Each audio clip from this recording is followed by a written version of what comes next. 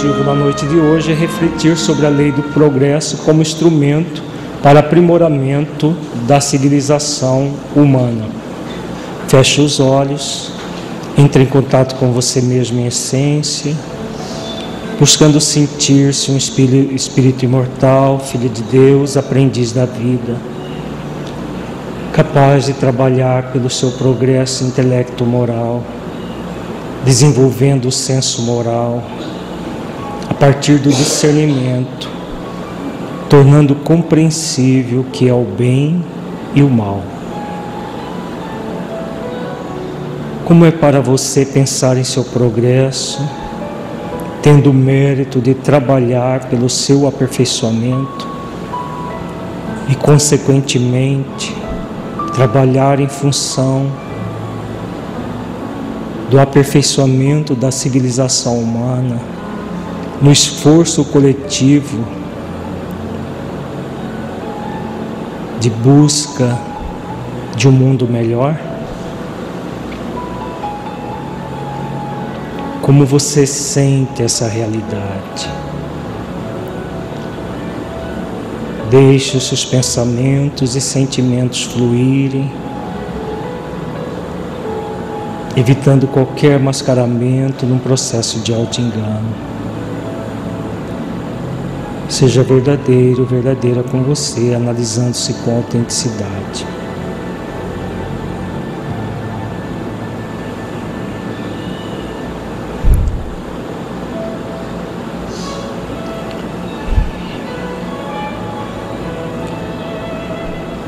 Gradualmente vamos voltando ao estado de vigília para as reflexões doutrinárias que faremos.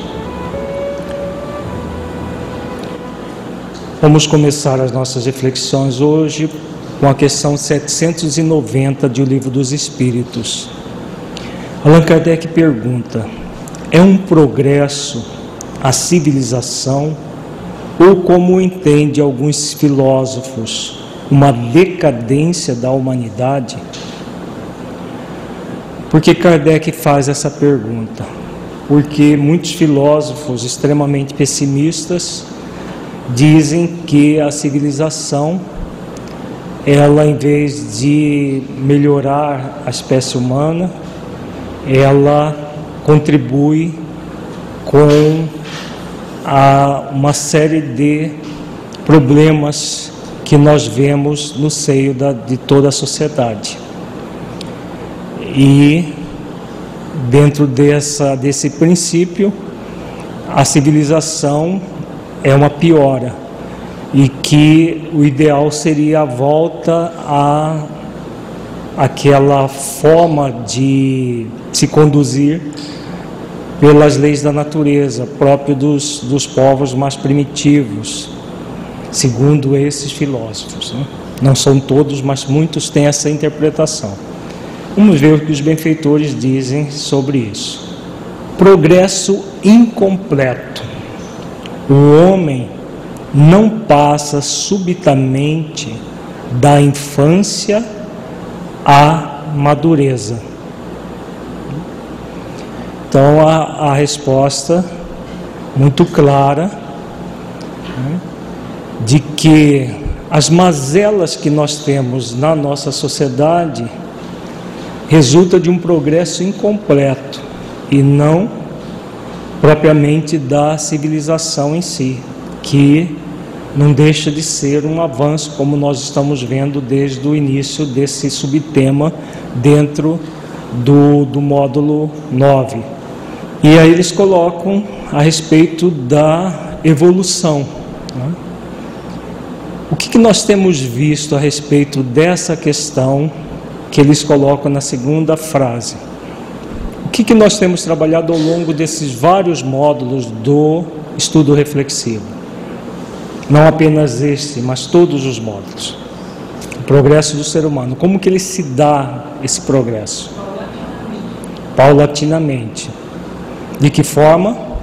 Nós vimos, inclusive, no comentário de Kardec, no encontro passado, no nosso encontro passado, as falas de Kardec, naquele comentário bem longo que nós estudamos, que esse progresso depende do quê? Depende do desenvolvimento intelecto-moral. E como que ele acontece? Quando o grupo cresce, o coletivo é impulsionado. E como que acontece isso em termos das leis divinas? Qual é o instrumento que Deus ofereceu a todos os seres para que isso aconteça, especialmente no caso do ser humano que já tem consciência de si? O trabalho como? Através da lei da reencarnação, gente. Não é através das sucessivas encarnações que esse progresso gradualmente vai sendo realizado, individual e coletivamente. Ninguém dá saltos. Qual que é a importância disso para nós? Tem uma importância fundamental que nós temos trabalhado muitas e muitas vezes e devemos trabalhar sempre isso. O mérito está relacionado, mas para que aconteça o mérito no final é preciso todo um processo. A paciência com o nosso amadurecimento. Perfeito, Heitor. E como que acontece isso na prática? Não exigir-se de si mesmo uma perfeição que não se tem. A paciência consigo mesmo. Isso cada um especificamente. Em termos coletivos, é a mesma coisa ou não? Exigir da nossa humanidade, no nível que ela está, uma perfeição que ela ainda não tem, vai nos auxiliar em alguma coisa? Ficar frustrado pelas mazelas que ainda existem no nosso planeta, nos auxilia em algo? Só nos inibe. Da mesma forma que nós nos inibimos quando nós exigimos de nós algo da madureza, estando ainda na infância ou na juventude do ponto de vista espiritual, individualmente, coletivamente é a mesma coisa. Nós estamos vivendo momentos de profundo pessimismo no planeta Terra, não estamos? Por que há tanto pessimismo assim? Apesar de muita coisa boa acontecendo, muita mudança, muita gente mais consciente, mas também muita coisa ruim. E aí o que acontece do ponto de vista coletivo, que tem a ver com essa resposta aqui? O que acontece é uma exigência da coletividade humana já está madura totalmente. Vai ser possível se as pessoas, nós não estamos maduros? A maturidade vai acontecer gradualmente? Então, se nós exigimos da sociedade como um todo um progresso completo, vai dar certo? Um progresso completo nem no mundo de degeneração tem, é próprio de mundos felizes. Faz sentido? Quando nós trabalhamos os diferentes mundos, nós vimos as categorias. Nem o planeta de regeneração, no planeta de regeneração, Santo Agostinho coloca no Evangelho segundo o Espiritismo que ainda existe o mal. Então o progresso não é completo. O nosso é de expiações e provas, nem chegou na fase da regeneração ainda. E muitas vezes o que nós fazemos? Nós exigimos da sociedade uma evolução que ela não tem, né? Da mesma forma que acontece no nível individual, nós entramos numa impaciência conosco, no sentido de exigir, dar saltos. Do ponto de vista coletivo, nós queremos, por exemplo, uma instituição espírita aqui, com todo mundo perfeito, todo mundo risonho, lindos e maravilhosos, que ninguém tenha mau humor, que ninguém tenha dificuldades. Isso numa instituição espírita. Imagina o país. Nós exigimos isso uns dos outros aqui, não exigimos? Muitas vezes nós queremos que o outro tenha perfeições que nós ainda não conquistamos, que o outro tenha valores que nós ainda não conquistamos, e nós queremos que o outro esteja muito bem, sempre sorridente, sempre. É possível? nós nos decretarmos aqui, Federação Espírita, a partir de hoje, todo mundo vai acordar de bom humor, vai chegar na federação de bom humor, sempre sorridente, sempre fraterno, nunca com nenhuma dificuldade. É possível? O que tem a ver isso com essa resposta? Tem alguma coisa a ver? Agora vejamos, e nós estamos falando de uma instituição que todos, de um modo geral, mais ou menos, conhecem isso aqui, né? Conhece as leis divinas. Imagina quem não conhece ainda. Se nós estamos numa instituição de pessoas imperfeitas e por isso ela é imperfeita, isso acontece aqui na federação, acontece nos centros espíritas, acontece em todos os lugares. Se nós começarmos a exigir uns dos outros a perfeição que os outros não têm e que nós não temos, o resultado vai ser o quê? Frustrações em cima de frustrações, desencanto. Aí daqui a pouco eu estou abandonando, não, eu vou largar lá eu pensei que tinha muita gente melhor, como se fosse encontrar anjos encarnados no meio, num planeta de expiações e provas, só porque uma instituição que trabalha com as questões espirituais da vida. Então, vejamos o alcance dessa resposta aqui. Nós estamos fazendo reflexões em torno dela. Muitas vezes nós temos movimentos que são descabidos, individuais e coletivos. Entramos numa impaciência, numa exigência conosco e com os outros. Os outros têm que ser assim, ou nós temos que ser assim. Ou às vezes nós nos desculpamos e exigimos dos outros. Isso pode acontecer também? Agora, sempre lembrar, ninguém, seja individual ou coletivamente, passa subitamente da infância à madureza. Ninguém no planeta Terra, com raras exceções, talvez os missionários que estão reencarnando, um ou outro missionário ligado à Terra, está na madureza do ponto de vista, usando esse termo como pessoas que já estão numa condição bem superior. Nós ainda estamos na infância, na juventude, olhe lá, enquanto individualidades, enquanto coletividade. Por isso que o progresso é incompleto. A pergunta A: será racional condenar-se a civilização? Condenai antes os que dela abusam e não a obra de Deus, porque a obra de Deus é condenável. As leis, a lei da reencarnação pela evolução paulatina é uma verdadeira bênção. Todos têm a mesma origem e todos terão a mesma destinação, e cada um realiza a trajetória com base nos seus esforços, nos esforços que realiza. Então, da mesma forma que é sem sentido condenar a civilização, da mesma forma condenar as instituições humanas, nos autocondenarmos do ponto de vista individual. Porque se você condena, você contribui com o crescimento, seja seu, seja de uma instituição, seja de uma coletividade. Alguém contribui condenando, né? Nós só contribuímos conosco, primeiramente, se nós nos acolhermos, aceitarmos quem nós somos e qual o sentido da nossa vida e para onde que nós queremos ir.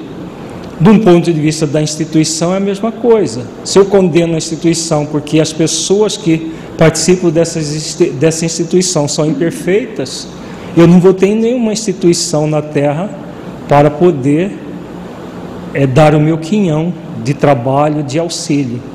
Se eu condeno a sociedade como um todo, a civilização como um todo, também eu não estarei fazendo a minha parte dentro desse processo. Estarei apenas no processo de reclamação E daqui a pouco eu estou indo para um planeta pior ainda, se eu continuar assim, né? Se não fizer os esforços para me acolher as instituições, acolher a sociedade como um todo. 791. Apurar-se-á algum dia a civilização, de modo a fazer que desapareçam os males que haja produzido? E aí? Qual seria a resposta? Um dia nós vamos progredir a ponto de nos libertarmos de todos os males criados pela civilização? Por exemplo, o consumismo, o intelectualismo, o mecanicismo, o tecnicismo que existe hoje. Esses males vão ser um dia resolvidos? Do ponto de vista da coletividade, da civilização, do ponto de vista das instituições, nós podemos, por exemplo, gradualmente melhorar as nossas atividades aqui na federação sem exigências, mas com cada um fazendo o esforço que pode, né? Com certeza, né? Sim, quando o moral estiver tão desenvolvido quanto a inteligência. O fruto não pode surgir antes da flor. Olha como as respostas dos benfeitores são muito bonitas e assim poéticas e ao mesmo tempo de uma inteligência muito grande. O que acontece do ponto de vista da evolução? Qual é o X da questão em se tratando do ponto de vista individual e coletivo? Quando a Zeila falou do desenvolvimento intelectual e moral, intelecto moral, esse desenvolvimento intelecto moral é o desenvolvimento como um todo. E qual é o grande problema em relação a essa questão? A parte moral ainda deixa a desejar, exatamente. Então, o lado intelectual, seja no nível individual, seja no nível coletivo, ele impera ainda sobre o moral. Isso que caracteriza o planeta de expiações e provas. Porque se o moral já prevalecesse sobre o intelectual, ou pelo menos já tivesse equilibrado, a Terra já seria um mundo de regeneração, já com franca atividade moral. No nosso caso, a nossa inteligência, enquanto indivíduos e coletivamente, sobrepuja o lado moral. Enquanto isso acontecer, nós vamos ter as várias imperfeições individuais e coletivas. E aí a figura que eles usam é muito interessante. O fruto não pode surgir antes da flor. É o desenvolvimento paulatino ligado à questão anterior. 792. Por que não efetua a civilização imediatamente todo o bem que poderia produzir, se não há evolução abrupta?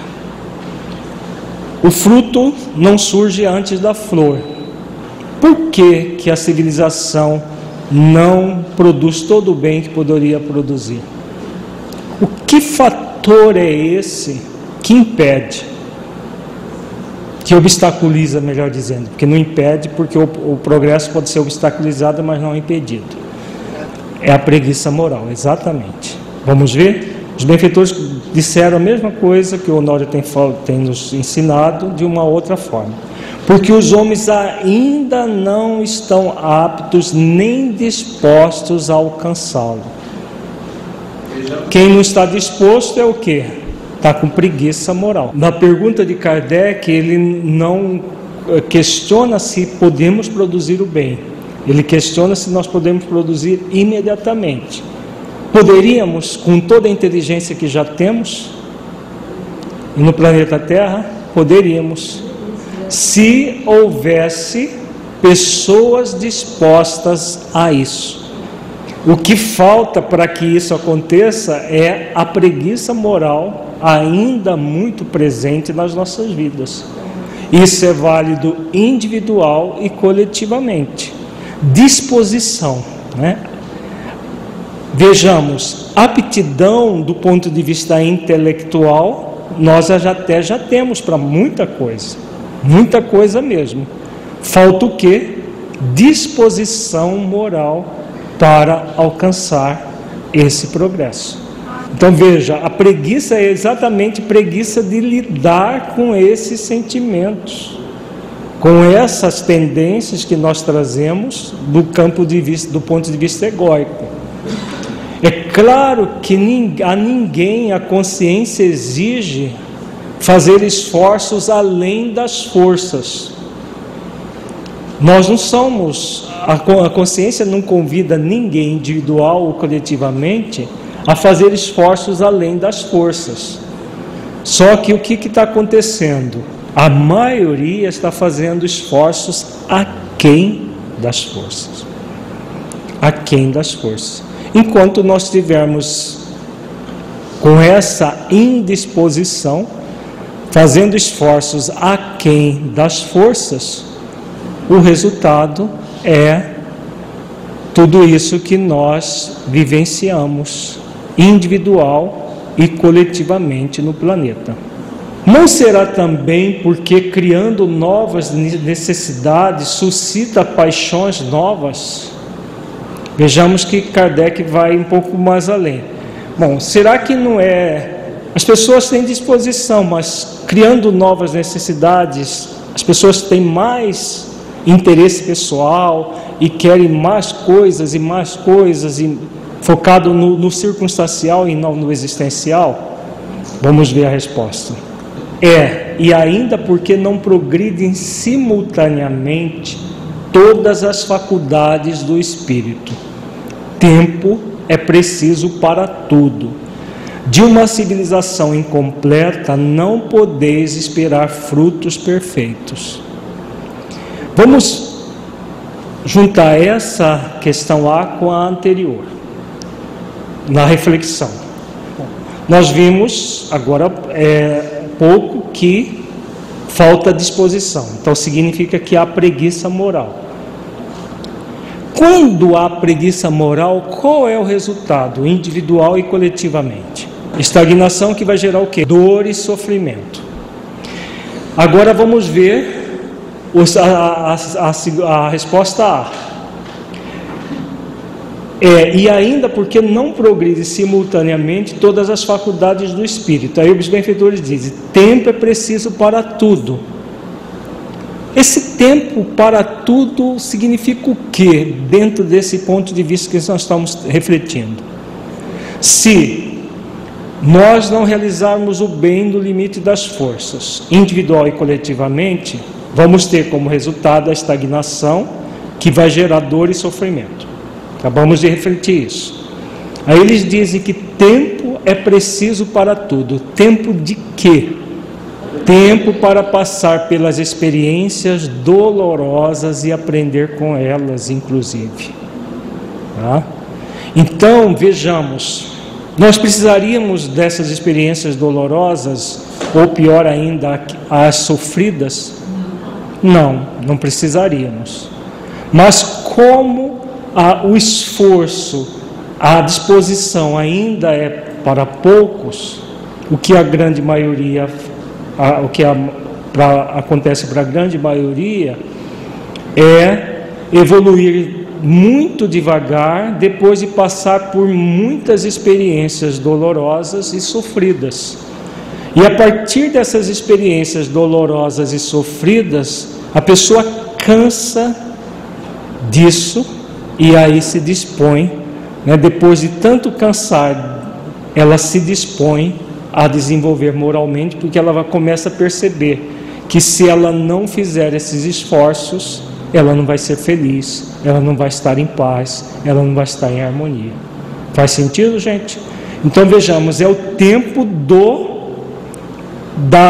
da infância chegar à madureza, Esse tempo, que vai variar conforme cada pessoa, pode levar várias existências, a pessoa passando por múltiplas experiências, muitas vezes extremamente dolorosas, extremamente sofridas, para cair em si, e a partir do momento que ela cai em si, aí ela começa a realizar, ela se torna apta e disposta a alcançar aquilo que ela não fez esforços até aquele momento.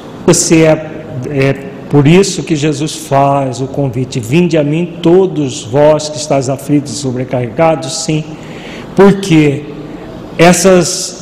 esse sofrimento, eles acabam gerando muita aflição e cansaço nas pessoas. Na hora que elas estão cansadas de tanto usar mal o tempo, aí nós estamos vendo o mau uso do tempo, né? E tudo que nós usamos mal em termos de tempo vai para conta da nossa vida como uma má utilização desse tempo. Por quê? É muito comum as pessoas dizerem: não, mas eu tenho eternidade para evoluir. O que acontece nesse caso? Nós estamos sofismando com a verdade. Sim, temos a eternidade para evoluir, mas para cada existência nós recebemos um tempo limitado para evoluir aquilo que nós programamos para evoluir naquela existência. Não é para a gente programa uma existência para evoluir em 3 ou 4 aquilo que nós programamos. É para uma existência. Então, como existe um tempo para progredir nessa existência, dentro do tempo da imortalidade, o que acontece? O tempo é preciso. Ou nós aventamos a possibilidade dos benfeitores calcularem mal o tempo, mandar um tempo menor do que a gente precisaria para evoluir naquela existência. São espíritos altamente experientes, com toda a capacidade de saber dosar muito bem o plano existencial de cada um. Como eles dosam muito bem, tudo bem organizado, se nos falta tempo, o que significa? O mau uso é o que está aqui na primeira resposta. Nós não estávamos aptos nem dispostos a alcançá-lo. Aliás, nós estávamos aptos sim, porque senão não teria sido planejado daquela forma, mas não houve disposição para realizar aquilo que estava na programação, porque a disposição eles não vão nos oferecer, é da nossa conta. Então o tempo é preciso, nós não usamos o tempo. Se não usamos, o que vai acontecer? Dor e sofrimento, até que a gente canse desse caminho e siga na direção da boa utilização do tempo, né? Usar o livre-arbítrio para fazer escolhas de acordo com as leis divinas e não contra as leis divinas. Na pergunta anterior nós temos 2 questões: aptidão e disposição, na resposta da questão 792. Na 792A, os benfeitores falam que nós não progredimos simultaneamente em todas as faculdades do espírito. Significa que essa aptidão vai sendo conquistada gradualmente. Mas numa existência nós vamos ser colocados frente àquilo que nós já temos aptidão para realizar. E se não realizamos no tempo que foi oferecido, é porque nós não estamos dispostos a isso. Isso é válido individual e coletivamente. Num planeta de expiações e provas, o que é mais comum? O que é mais comum na grande maioria das pessoas? Disposição para usar toda a aptidão que já foi desenvolvida? Não. Por isso que o planeta é da forma como está. Ainda temos muitas mazelas que nós já não precisaríamos ter. Por quê? A grande maioria não se dispõe a realizar aquilo que traz como aptidão, usando bem o tempo, né? E aí, claro, o progresso que não é realizado de forma amorosa vai acontecer coletivamente a forma dolorosa. É o que nós temos presenciado no planeta, não é? Coletivamente, muita dor e muito sofrimento, que os benfeitores colocam muito claro, nós já poderíamos estar livres deles, mas que, do ponto de vista coletivo, apenas retrata aquilo que acontece no nível individual. Se nós que já temos o conhecimento das leis divinas, muitas vezes não nos colocamos dispostos para realizar aquilo que já podemos realizar, imagina quem não conhece as leis, que está muito distante dessas questões espirituais da vida. Por que indício se pode reconhecer uma civilização completa? Então, quais seriam os indícios de uma civilização completa? Uma civilização que não tem as mazelas que o nosso planeta tem, a nossa Terra tem. O que vai predominar numa civilização completa? O bem vem do quê? De que força? Intelectual ou moral? Moral. Então, o que vai caracterizar essa civilização é o desenvolvimento moral. Está aqui. Reconhecê-las-eis pelo desenvolvimento moral. Credes que estás muito adiantados, porque tendes feito grandes descobertas e obtido maravilhosas invenções, porque vos alojais e vestis melhor do que os selvagens. Todavia não tereis verdadeiramente o direito de dizer-vos civilizados, senão quando de vossa sociedade houverdes banido os vícios que a desonram, e quando viverdes como irmãos, praticando a caridade cristã. Até então, sereis apenas povos esclarecidos, que hão percorrido a primeira fase da civilização. Vejamos, os benfeitores estão se referindo a que século? Século XIX, né? O século XIX, que eles achavam que tinha alguns cientistas dizendo que diziam naquela época que a humanidade não teria mais como progredir tal a grande quantidade de invenções e de melhoria que houve no século XIX. O século XIX comparado com o XX é ridículo o nível de aperfeiçoamento que houve no século XIX comparado com o XX. O XX teve muito mais. Nós estamos no XXI. Se compararmos, por exemplo, o avanço tecnológico do século XXI com o século XX, o século XX perde feio. E aí, por que acontece isso? Nós temos tantas invenções, tanto conhecimento científico, tanta coisa, e ainda temos grandes dificuldades no planeta. Exatamente pela falta do desenvolvimento moral. Nos achamos muito adiantados, da mesma forma que se achava adiantados no século XIX, nós nos achamos muito adiantados achávamos adiantados no século XX e ainda continuamos nos achando no século XXI. Mas os dramas morais, todas as questões de ordem que dizem respeito às questões da caridade, do bem, do amor, ainda estão por ser desenvolvidos. E aí os benfeitores dizem, né? Até então sereis apenas povos esclarecidos, que hão percorrido a primeira fase da civilização. Ainda não concluímos essa fase, mais do intelecto e menos do aspecto moral. Vejamos um comentário de Kardec. A civilização, como todas as coisas, apresenta gradações diversas. Uma civilização incompleta é um estado transitório, que gera males especiais desconhecidos do homem no estado primitivo. Nem por isso, entretanto, constitui menos um progresso natural necessário, que traz consigo o remédio para o mal que causa. À medida que a civilização se aperfeiçoa, faz cessar alguns dos males que gerou, males que desaparecerão todos com o progresso moral.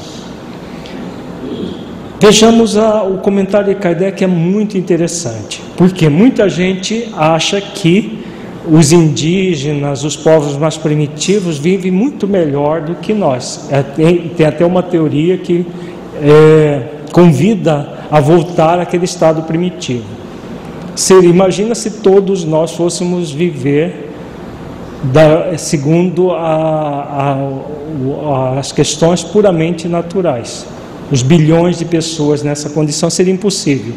Significa que a civilização é sim um avanço, faz parte das leis divinas, tudo aquilo que foi conquistado. E o mal? O que os benfeitores estão colocando aqui? Eles colocaram um princípio que está no Livro dos Espíritos, muito interessante. Que princípio é esse? O que é a transitoriedade do mal? Ele é a ausência do bem. E como ausência do bem, o que ele é? Do ponto de vista profundo, um vazio, exatamente, uma ausência. E se o mal é uma ausência, e tudo que a civilização causa de mal, o que ele é de fato? O remédio. Não tem no Evangelho segundo o Espiritismo o mal e o remédio? Um item com esse título? O mal e o remédio. Por quê? O próprio mal se torna o remédio da civilização que o causou. Então nós temos, por exemplo, a violência. A violência, as pessoas sendo assassinadas. Chega um momento que esse mal é tamanho que as pessoas querem se libertar desse mal. Nós vemos o trânsito, um trânsito caótico. Chega um momento que o próprio mal criado vai ser o remédio para esse mal e faz com que as pessoas sejam impulsionadas ao progresso moral, porque todo esse mal cansa individual e coletivamente. Males que desaparecerão todos com o progresso moral, porque aquilo que Kardec diz aqui, o progresso é necessário que traz consigo o remédio para o mal que causa. O Af faz um comentário citando a Alemanha de que do mal do nazismo se fez um remédio. Exatamente, não é que o mal seja um remédio, não, o mal não é um remédio, muito pelo contrário, é a ausência do remédio. Mas desse mal e do cansaço que o mal gera, busca-se o remédio, né? Busca-se o remédio no sentido de que vamos dissolver esse mal pelo bem coletivo, e só é possível o bem a partir do desenvolvimento moral. Então utilizamos da inteligência que produziu o mal pelo mau uso do livre-arbítrio, agora a inteligência unida à moral, o processo intelecto-moral, para nos libertarmos do mal que foi feito em qualquer situação. Agora, o mais importante é aquilo que o Tiago colocou. O mal é a ausência, ele é a ausência do bem. Como ele é a ausência do bem, ele não é. E aí ele gera um vazio. E esse vazio, que faz um mal enorme, vai fazer com que individualmente as pessoas busquem o bem para preencher esse vazio, e a coletividade busque o bem para que ela se preencha de valores morais que vão libertá-las das mazelas que ela mesma vai criando, né? Que ela mesma cria ao longo do processo de todo o progresso, num primeiro momento intelectual, depois intelecto moral. De duas nações que tenham chegado ao ápice da escala social, somente pode considerar-se a mais civilizada, na legítima acepção do termo, aquela onde exista menos egoísmo, menos cobiça e menos orgulho, onde os hábitos sejam mais intelectuais e morais do que materiais, onde a inteligência se puder desenvolver com maior liberdade, onde haja mais bondade, boa fé, benevolência e generosidade recíprocas, onde menos enraizados se mostrem os preconceitos de casta, de nascimento. Por isso que tais preconceitos são incompatíveis com o verdadeiro amor do próximo, onde as leis nenhum privilégio consagrem, sejam as mesmas, assim para o último como para o primeiro, onde com menos parcialidade se exerça a justiça, onde o fraco encontre sempre amparo contra o forte, onde a vida do homem, suas crenças e opiniões sejam melhormente respeitadas, onde exista menor número de desgraçados, enfim, onde todo homem de boa vontade esteja certo de que lhe não faltar o necessário. Então aqui Kardec elenca várias condições para que a civilização seja mais completa.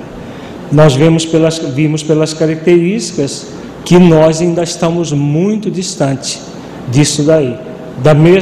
No século XIX ainda estávamos mais ainda do que hoje.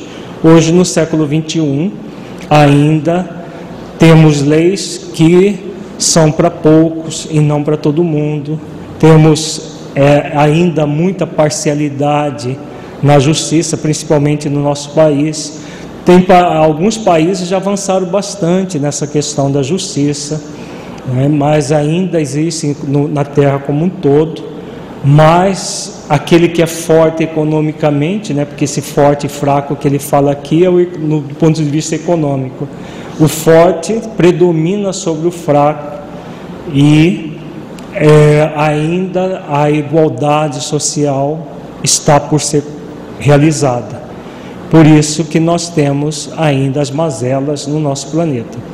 Aí entra aquilo que nós falávamos inicialmente. Se nós formos exigir igualdade social sem trabalhar essas questões morais, nós vamos entrar na exigência coletiva, aquilo que nem mesmo individualmente nós estamos fazendo conosco. Vejamos agora a questão 794. Poderia a sociedade reger-se unicamente pelas leis naturais, sem o concurso das leis humanas? E aí, quais são as leis naturais? As leis de Deus, as leis divinas. Poderia haver só as leis divinas, sem leis humanas, para reger a sociedade? Se as leis divinas são perfeitas, por que não, né? Poderia ou não? Não precisar de nenhuma lei humana, somente as leis divinas. Lei de amor, justiça e caridade, por exemplo, regesse toda a sociedade. Seria possível? Poderia? Vamos ver a resposta. Poderia, se todos as compreendessem bem. Se os homens as quisessem praticar, elas bastariam. A sociedade, porém, tem suas exigências, são-lhe necessárias leis especiais. Então, se todos compreendessem as leis divinas, a grande maioria da população da Terra nem sabe que existem leis divinas. Essa é a nossa realidade. A maioria nem sabe, nunca ouviu falar em leis divinas. Acha, por exemplo, as leis, no máximo as leis físicas, mas acho que são leis naturais que surgiram do acaso, mas leis morais são poucas pessoas que conhecem. Os que conhecem, os que querem praticar, são muitos. Começa por nós, né, que conhecemos. Nós queremos praticar todas as leis divinas o tempo todo. Ou tem hora que a gente até fica revoltado com a lei. Por que a lei é desse jeito? Não podia ser diferente, né? Se nós que já conhecemos não queremos praticar, imagina quem nem conhece a lei. Então, só vai ser possível uma sociedade regida pelas leis naturais quando houver progresso suficiente para isso. Por enquanto, nós necessitamos de leis bem humanas, inclusive leis que são... Qual é a característica da lei humana? Transitórias, mutáveis, porque elas evoluem de acordo com a sociedade que vivemos. Uma sociedade mais igualitária tem leis melhores, uma sociedade mais desigual, mais preconceituosa, dogmática, elas têm leis bem aquém de outras. A gente vê nos diferentes países, por exemplo, as leis que regem, por exemplo, a vida das mulheres nos países islâmicos são absurdas comparada com as leis de um país como o nosso, mesmo que elas muitas vezes não sejam cumpridas, mas pelo menos existem as leis ali. Já em outros países de cultura islâmica, árabe, as mulheres, por exemplo, não têm direito a nada. Pode ser vendida, pode ser trocada por camelo, por jumento, uma mulher, né? Isso acontece em pleno século XXI, né?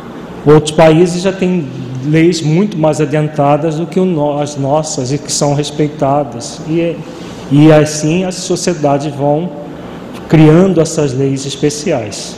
Se as instituições religiosas que têm um compromisso de propagar as leis divinas para que elas sejam conhecidas, não as instituições religiosas, essa é a função da doutrina espírita. A doutrina espírita é o Consolador prometido por Jesus, que veio exatamente para isso.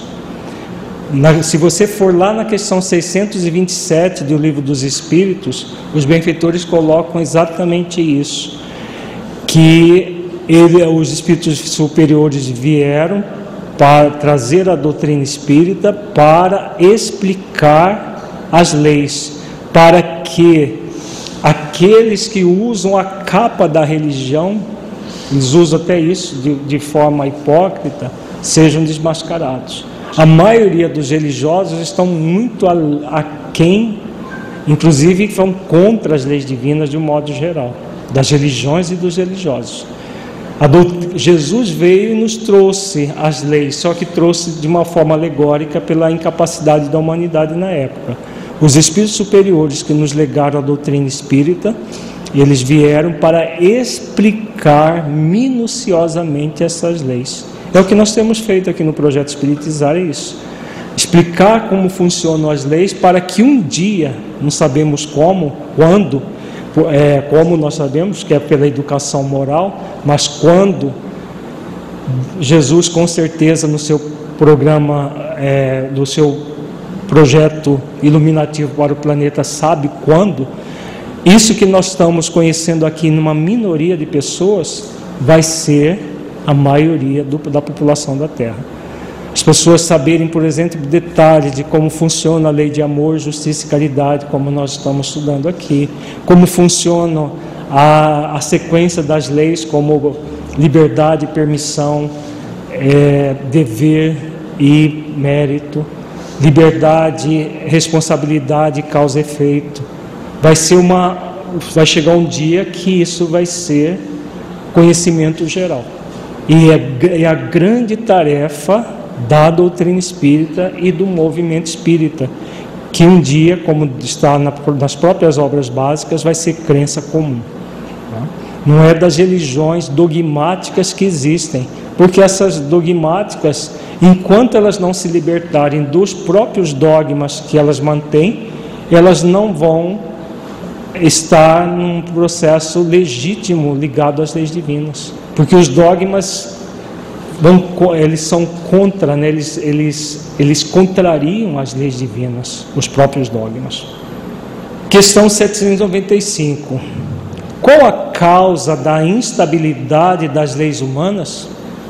E aí, gente, qual que é a causa da instabilidade das leis? Nas épocas de barbaria, são os mais fortes que fazem as leis, e eles a fizeram para si. À proporção que os homens foram compreendendo melhor a justiça, indispensável se tornou a modificação delas. Quanto mais se aproximam da vera justiça, tanto menos instáveis são as leis humanas, isto é, tanto mais estáveis se vão tornando, conforme vão sendo feitas para todos e se identificam com a lei natural. Então, o que nós estamos vendo no planeta, né?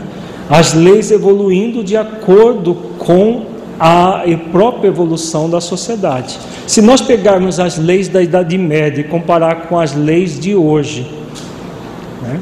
Essas sociedades que nós falávamos agora há pouco, ainda vivem com leis medievais, que escravizam a mulher, que fazem todo esses processos de negação da justiça para as mulheres, vivem como sociedades medievais.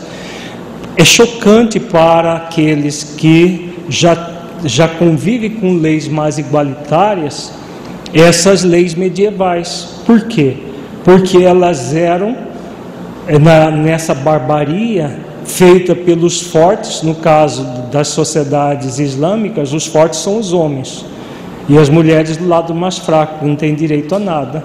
Então eles fazem as leis para eles, em detrimento do outro que se coloca como fraco na situação.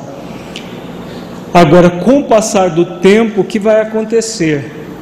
Elas vão se aproximando da vera justiça, da justiça divina, que é a única verdadeira.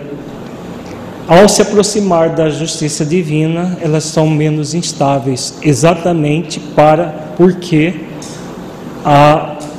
quanto mais próximo da justiça divina, mais estabilidade, porque ela vai estar em sintonia com a lei maior, a lei de amor, justiça e caridade. O comentário de Kardec: a civilização criou necessidades novas para o homem, necessidades relativas à posição social que ele ocupe. Tem-se então que regular, por meio de leis humanas, os direitos e deveres dessa posição.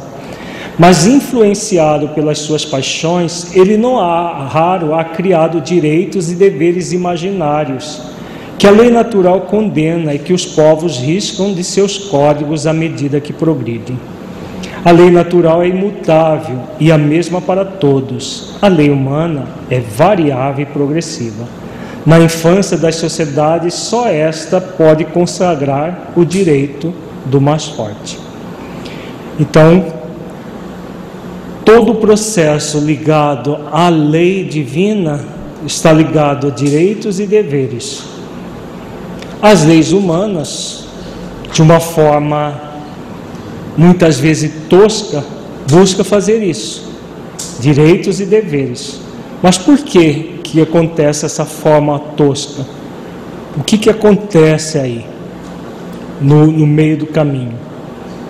Se todos têm noções dos direitos e deveres, porque eles estão onde?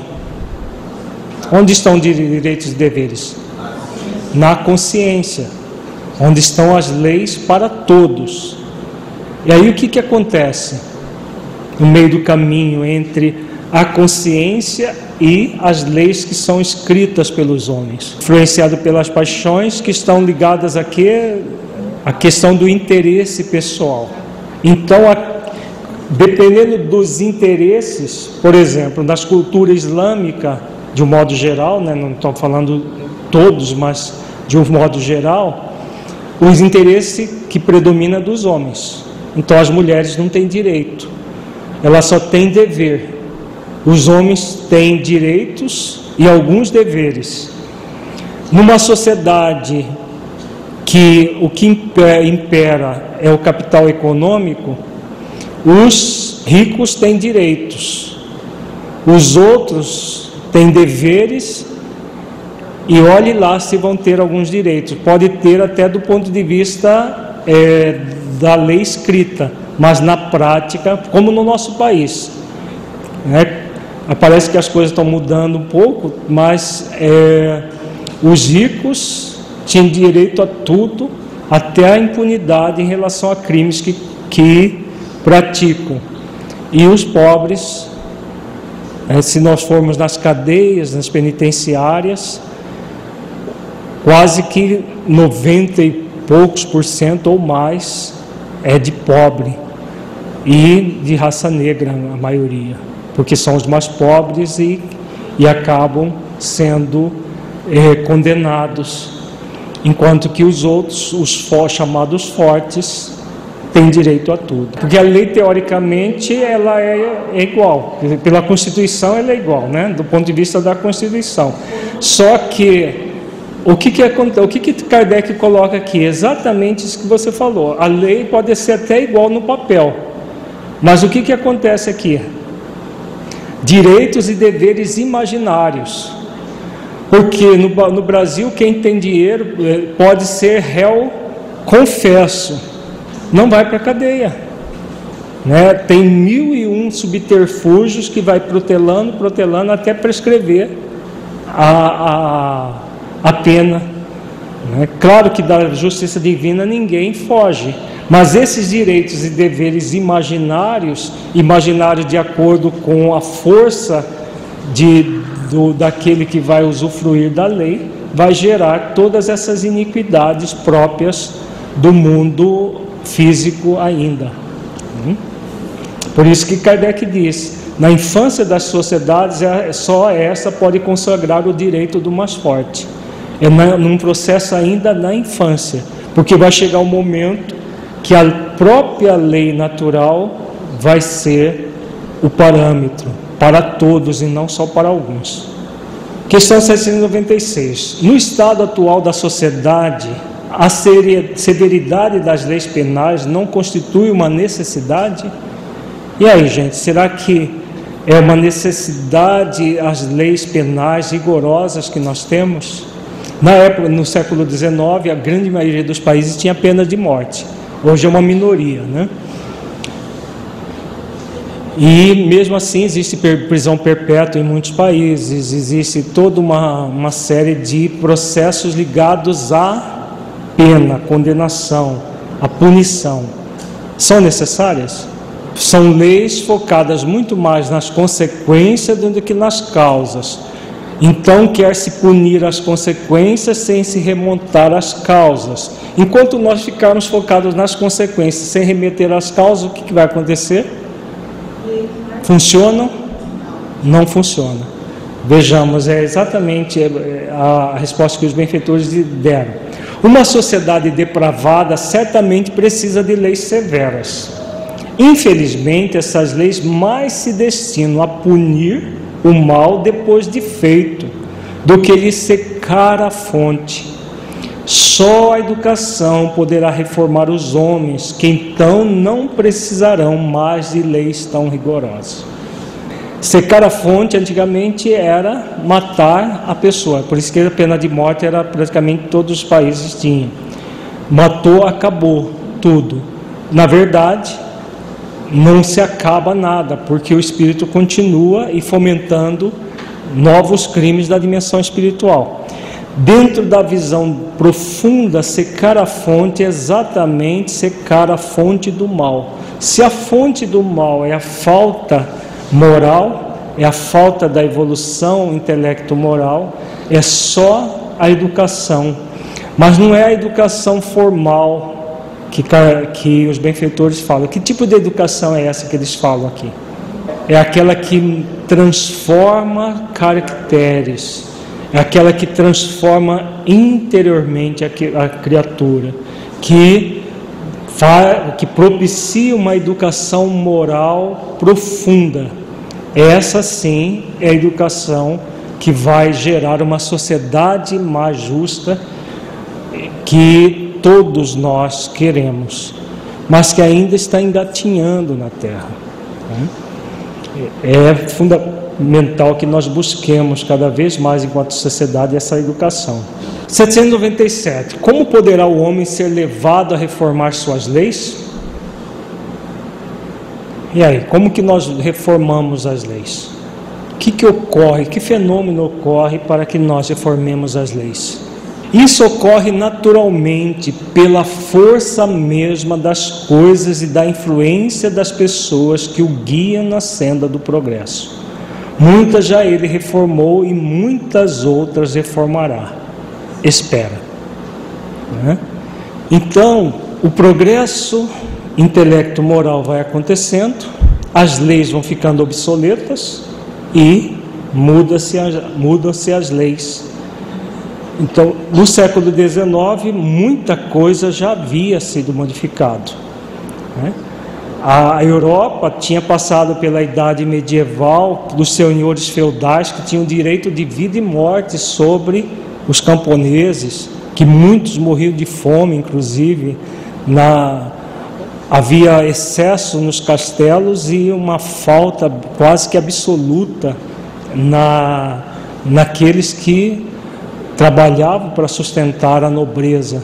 Isso nos anos de até 1200, até 1500, 1600, e aos poucos tudo isso foi modificado. No século XIX já havia muita mudança.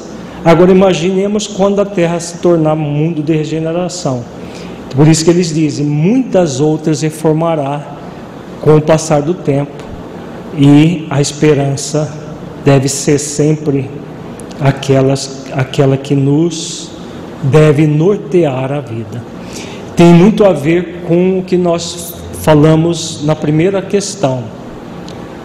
Em vez de reclamar de um mundo imperfeito, de uma sociedade imperfeita, da nossa vida imperfeita, de uma instituição imperfeita, não é melhor nós trabalharmos dentro do limite das nossas forças para melhorar a nós mesmos em primeiro lugar, sem exigências de perfeição da nossa parte e sem negligência do aperfeiçoamento que já podemos?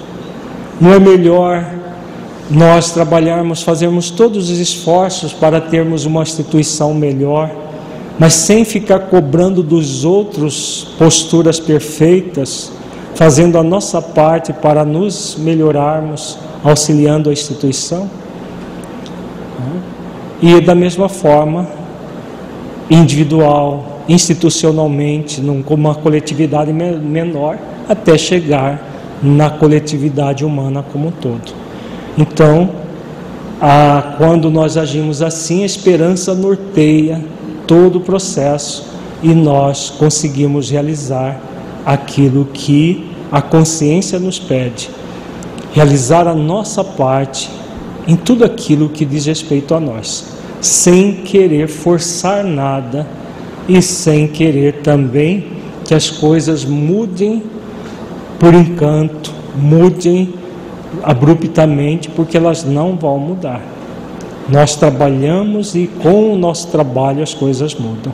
No caso das instituições políticas, das instituições sociais e essas manifestações para a melhoria, está ligado à exigência? Não. Nesse caso, a exigência é quando você quer governantes perfeitos.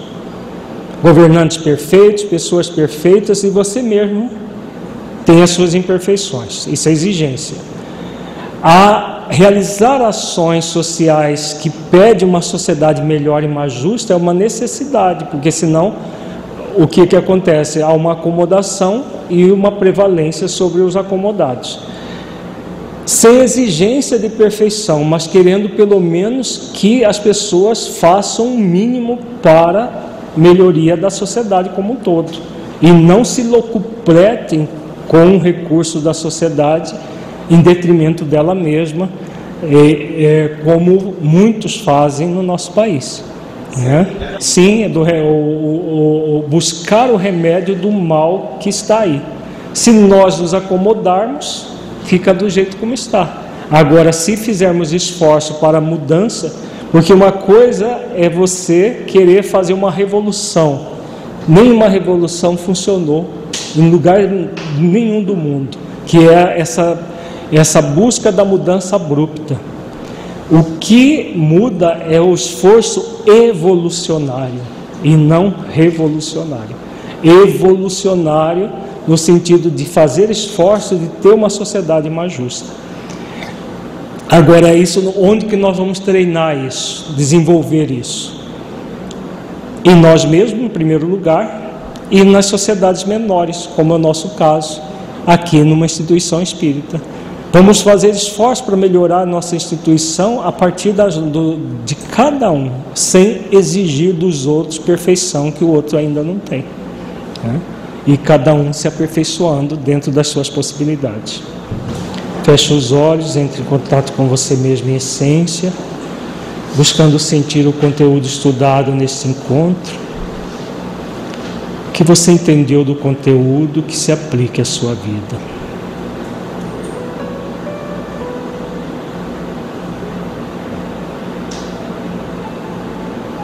Busque analisar as reflexões que fizemos na noite de hoje. Que ações você tem realizado interiormente para se acolher, evitando a exigência de melhoria abrupta de você mesmo, evitando também a negligência de se aperfeiçoar. Você pode melhorar alguma coisa nesse aspecto? Reflita sobre isso.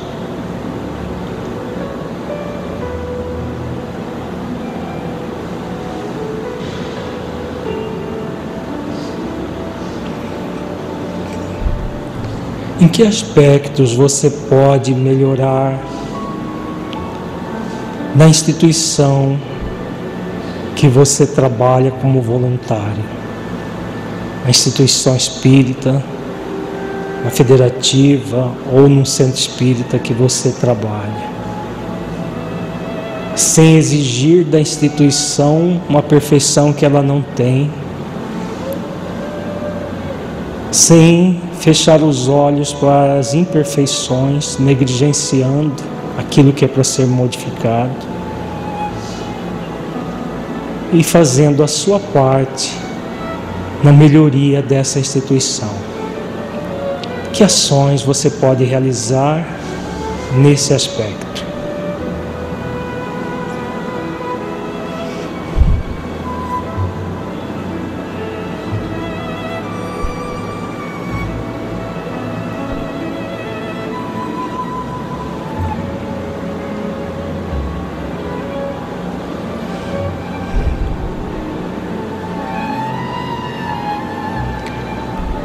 E agora, em relação à sociedade como um todo, você tem exigido uma sociedade melhor, fantasiando uma sociedade perfeita, sem fazer esforços em relação à sua parte nessa sociedade? Você tem se acomodado frente às limitações da sociedade? Ou você tem feito esforços para melhorar essa sociedade dentro do limite das suas forças, sem entrar em uma posição utópica de querer mudar tudo, mas dando o seu quinhão de trabalho para essa sociedade? Como você tem se portado nesse aspecto?